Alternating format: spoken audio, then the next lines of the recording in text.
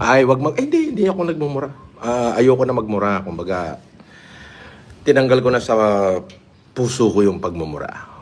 Kasi yung pagmumura, nagre-reflect sa pagkatao ko eh. Yung mga minumura ko, hindi na tinatablan ng mura. Kaya, tigil na muna tayo. Basta everything will lead to investigation. Everything na magsasabi ng defamatory, diretso magkakaso tayo. Ganun lang yun. May team of lawyer naman na bahala dyan. Boss, may nagpipicture sa likod mo.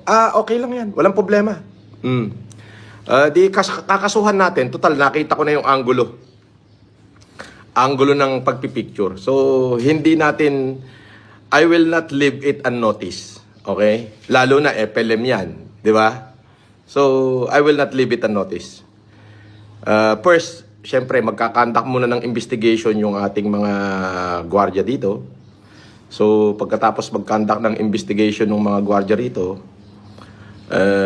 hihingi ako ng report and then ibibigay ko na sa abogado and then let the lawyer do their job. Ganun lang.